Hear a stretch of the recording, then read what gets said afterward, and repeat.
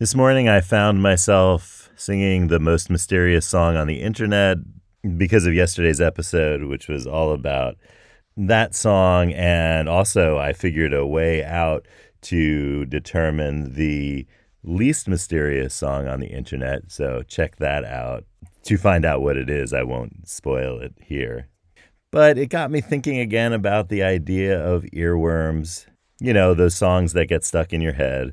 And so today I thought I would talk about another one that is actually one of the most viewed videos on YouTube, and the origin of one of the words in that song that is kind of interesting. And there's a path not taken by the world that could have ended up in us singing that song quite differently. So stick around for today's episode to find out all about that and more on Life's Potluck Buffet. I'm John Paulus. Thanks for joining me. If you're enjoying Life's Potluck Buffet and have not yet subscribed, please subscribe. And if you have a Brave browser, you can contribute basic attention tokens to Life's Potluck Buffet with John Paulus. Thank you for your support, and thank you for listening. It means a lot to me. All right, ready for today's earworm? It's The Wheels on the Bus. You know that song, The Wheels on the Bus Go Round and Round. Well, that's one of the most viewed songs on the internet for sure, on YouTube. And it's the version by Coco Melon, which has nursery rhymes and children's songs.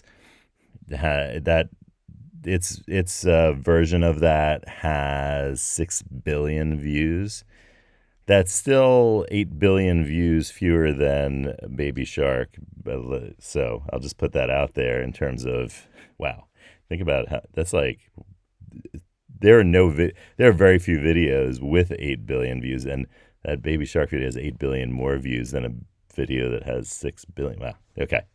It's mind-blowing. So, The Wheels on the Bus. The song The Wheels on the Bus very well might have been, you ready for this? The wheels on the Shillabeer.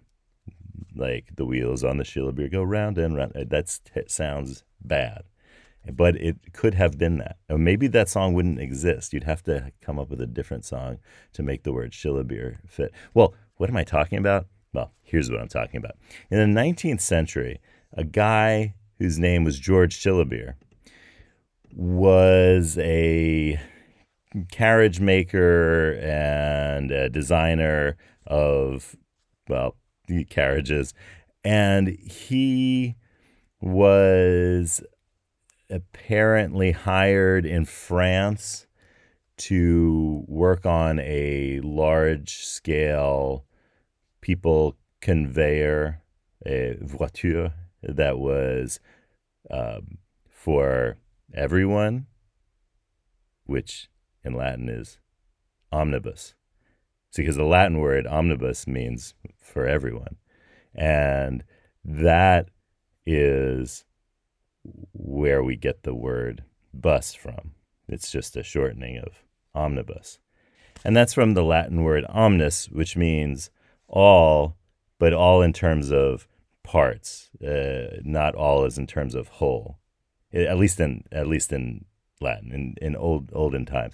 The whole part, the whole thing, words in English like total come from the other Latin word that means the whole, as in not like all the individual parts, but the whole thing together.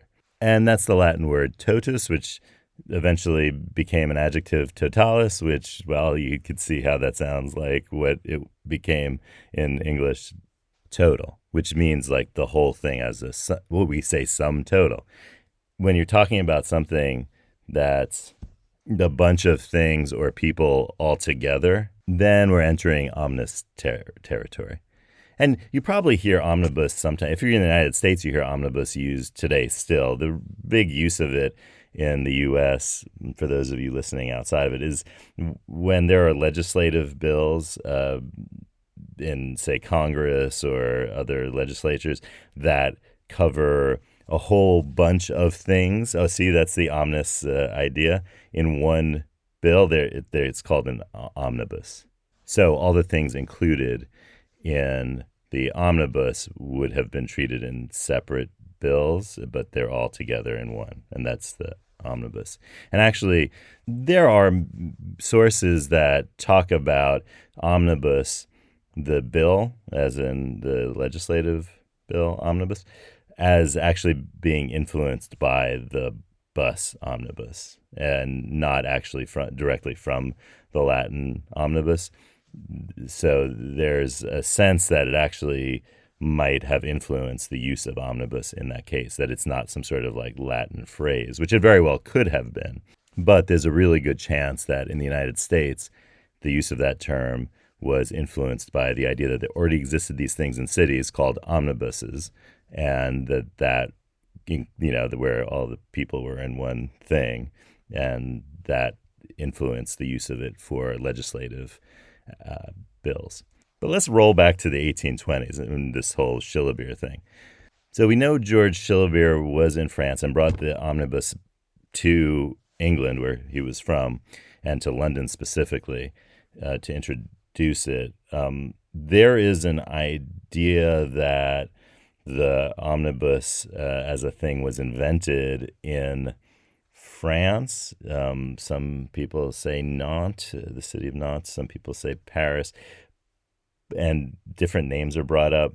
So this is, again, one of these things where it's not really, this is really hard to kind of find an inventor of the omnibus. In other words, of a carriage, in this case drawn by horses, that's big enough to hold a whole bunch of people. And like, how many people do you start to call it an omnibus for? Is it 16, 24? What if you have 8 people? There were carriages with 8 people. Is that like an omniminibus? Well, anyway, this is not, all I'm saying is I'm not assigning an invention of the omnibus to George Schillebeer per se. Is another Latin term. But I'm trying to say that he introduced it to London. That seems to be a fact. So in London, and this is from an account, a pictorial and descriptive guide to London and its environs, and this is from the 19th century. Let me read you the section on omnibuses. Omnibuses were introduced into London in 1829 by George Schillebeer, for whom they were for some time known as Schillebeers. But this name was soon abandoned, wow, I wonder why, for that of omnibus, a carry-all, usually shortened to bus. And say carry-alls in quotes because that's the guide here alluding to the omnibus part. Until 1899, the vehicles were drawn by horses.